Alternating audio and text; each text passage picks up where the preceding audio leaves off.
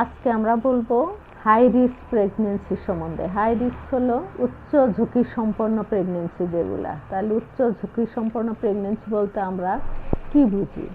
যে ফ্যাক্টর বা ফ্যাক্টরসের জন্য মা বাচ্চা উভয়ের জীবনটা ঝুঁকিতে থাকে, সেই প্রেগনেন্সিটাকে আমরা বলবো যে উচ্চ ঝুঁকি সম্পন্ন, অর্থাৎ হাই রিস্ক প্রেগনেন্সি। এরকম কিছু কন্ডিশন অনেকগুলাই আছে, কিন্তু সবগুলা আমি বলবো না। যেগুলি সচরাচর দেখা যায়, আমরা সচরাচর সবসময় যে সমস্যাগুলা মায়েরা ফেস করে, সেই সমস্যাগুলা নিয়ে আমি একটু একটু বলবো। এবং হাই রিস্ক প্রেগনেন্সি হলে মার কি ক্ষতি, বাচ্চার কি ক্ষতি, এই সাইডটা আমি একটু বলার চেষ্টা করব। তাহলে হাই রিস্ক প্রেগনেন্সি যেমন এটা আগের থেকেই থাকতে পারে, অথবা প্রেগনেন্সিকালীন সময়েও ডেভেলপ করতে পারে, দুইভাবেই হতে পারে। তাহলে হাই রিস্ক প্রেগনেন্সি আমরা ডিটেক্ট করতে গেলে আমরা হিস্ট্রি নিব, মার ইতিহাস নিব। মার ইতিহাস নিয়ে আমরা বুঝতে পারবো। যেমন ইতিহাসে যদি থাকে যে তার আগে 2টা বা 3টা অ্যাবর্শন হয়ে গেছে, অথবা তার মরা বাচ্চা হয়েছে, এবং অ্যাবর্শনগুলো ইনডিউসড হতে পারে, নিজে ইচ্ছায়ও করতে পারে, এমনিও হতে পারে। তাহলে কি হয়, বারবার যদি অ্যাবর্শন হয় তাহলে কি ক্ষতি হতে পারে? একটা হলে অ্যাবর্শনের জন্য বাচ্চা তো থাকলোই না, মার স্বাস্থ্যহানি, ব্লিডিং এর জন্য মার জীবনহানি হতে পারে। এবং এটা কেন ঝুঁকি সম্পন্ন?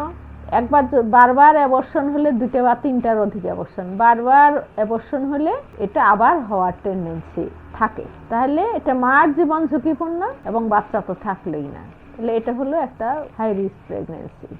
এবং দেখা গেল যে পূর্ববর্তী বাচ্চা যদি মৃত বাচ্চা যদি হিস্ট্রি থাকে, যে সে মৃত বাচ্চা প্রসব করছে অথবা বড় বাচ্চা প্রসব করছে, এগুলো একটা হাই রিস্ক প্রেগনেন্সি। আরেকটা হলো যদি তার হাই ব্লাড প্রেশারটা তার আগে থেকেই থাকতে পারে, প্রেগনেন্সির আগে থেকেই হাই ব্লাড প্রেশার থাকতে পারে, অথবা প্রেগনেন্সির সময়ে তার ডেভেলপ করতে পারে। প্রেগনেন্সির সময় যদি ডেভেলপ করে তাহলে সাধারণত সেটা 6 মাস 7 মাসের পরে ডেভেলপ করে, এবং আগের থেকেই থাকতে পারে, প্রি এক্সিস্টিং যেটাকে আমরা বলি। তাহলে একটা হাই প্রেশার হলে আমার মার কি হতে পারে, বাচ্চার কি হতে পারে? যদি হাই প্রেশার হয় তাহলে বেশি প্রেশার বেড়ে গেলে মার স্ট্রোক করতে পারে, ব্রেনে স্ট্রোক করতে পারে, হার্টে এমআই হতে পারে, মানে হার্ট অ্যাটাক হতে পারে, রক্তক্ষরণ হতে পারে। মা দেখা গেল যে বেশি প্রেশারের জন্য স্ট্রোক হয়ে প্যারালাইসিস হয়ে গেল। এগুলো হলো মা। এবং যদি প্রেগনেন্সিকালীন প্রেশার ডেভেলপ করে, পরবর্তীতে এটা আবার রিপিট হয়। যেমন একলামশিয়া, মার প্রেশারের জন্য একলামশিয়া হলো, পরবর্তী প্রেগনেন্সিতেও তার একলামশিয়া হওয়ার ঝুঁকি থাকে, এবং পরবর্তী জীবনে প্রেগনেন্সি না নিলেও তার হাই প্রেশার ডেভেলপ করে যেতে পারে। এগুলা হলো মায়ের জন্য। বাচ্চার জন্য হাই প্রেশার হলে কি হয়, বাচ্চা রক্ত সাপ্লাইটা প্লাসেন্টাল সার্কুলেশনের মাধ্যমে কম পাবে, বাচ্চাটা শ্বাসকষ্ট হবে, মায়ের পেটের ভিতরে শ্বাসকষ্ট হতে পারে হাই ব্লাড প্রেশার থাকলে। সময়ের আগে একলামশিয়া হলে তো সময়ের আগে ডেলিভারি হয়ে যাবে। অনেক সময় শ্বাসকষ্ট হতে হতে অক্সিজেন কম পেতে হাই ব্লাড প্রেশার থাকলে, এবং সেটা যদি মেনটেন করা না হয়, বাচ্চাটা পেটের ভিতরে মারা যেতে পারে। আর কি হতে পারে, বাচ্চাটা কম জন্ম ওজন, বাচ্চাটাকে ছোট বাচ্চা হইতে পারে, যেটাকে আমরা বলি যে বয়সের তুলনায় বাচ্চা বাড়ে না, যেটাকে আমরা আইইউজিআর বলি। তাহলে বাচ্চার জন্য হলো এই ক্ষতিগুলা হয়। তাহলে মার জন্য ক্ষতি, বাচ্চার জন্য ক্ষতি, সেই জন্য এটাকে আমরা হাই রিস্ক প্রেগনেন্সি বলবো। এই জন্যে এই প্রেগনেন্সিগুলা আগের থেকেই আমাদের সতর্ক থাকতে হবে, এবং এই ডেলিভারিগুলো আমরা কখনোই বাড়িতে করব না।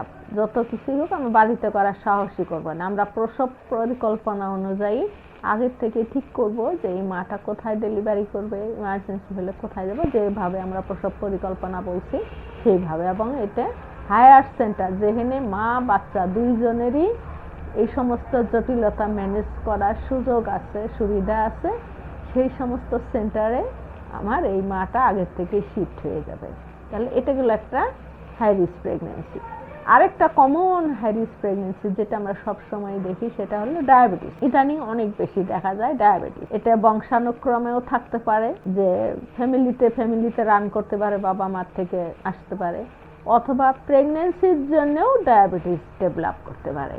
প্রেগনেন্সির জন্য যদি ডায়াবেটিস ডেভেলপ করে তাহলে ওই প্রেশারের মতোই 6 মাস পরে, প্রেগনেন্সি 6 মাস পরে এটা ডেভেলপ করতে পারে। তাহলে ডায়াবেটিস যদি হয়, আগের থেকেই যদি ডায়াবেটিস থাকে এবং সেটা যদি কন্ট্রোলে না থাকে, তাহলে অনেক সময় কি হয়, বাচ্চাটা অ্যাবর্শন হয়ে যেতে পারে। বাচ্চা বিকলাঙ্গও হতে পারে যদি ডায়াবেটিসটা কন্ট্রোলে না থাকে। তারপরে বাচ্চাটা অনেক বড় বাচ্চা হতে পারে। সে বাচ্চা যদিও বড়, এটা খুশি হওয়ার কিছু নাই, কারণ এই বাচ্চাটা সবসময় প্রিম্যাচিউর হিসেবেই ট্রিট করা হবে। এই বাচ্চাটা সহজেই ইনফেকশন হবে, সহজেই বাচ্চাটা কাহিল হবে, সহজেই বাচ্চাটা মৃত্যুবরণ করবে।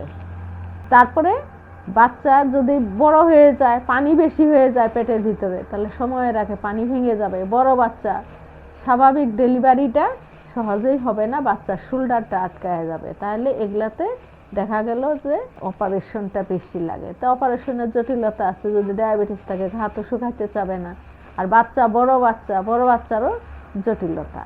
অনেক সময় দেখা যায় ডায়াবেটিস মাদারের শেষের দিকে এসে ডেলিভারির আগে দিয়ে 7 দিন 10 দিন আগে হঠাৎ করে বাচ্চাটা পেটের ভিতরে মারা যায়। তাহলে এবং বাচ্চার ইনফেকশনটা বেশি হয় বা মৃত্যুটাও বেশি হয়। তাহলে এগুলো হলো বাচ্চার জটিলতা। আর মার হলো ডায়াবেটিসের কারণে তার ডায়াবেটিক কিটোএসিডোসিস হতে পারে। ডায়াবেটিস কন্ট্রোল না হলে পরে তার সহজেই ইনফেকশন হবে। সেটা পেশাবের ইনফেকশন হতে পারে, যে কোনো জায়গায় কেটে গেলে সেটা সহজে শুকাবে না, অপারেশনটা বেশি লাগবে। এবং যদি প্রেগনেন্সি অবস্থায় ডায়াবেটিস হয়, পরবর্তী জীবনে আবার এই ডায়াবেটিসটা পার্মানেন্টলি হয়ে যেতে পারে।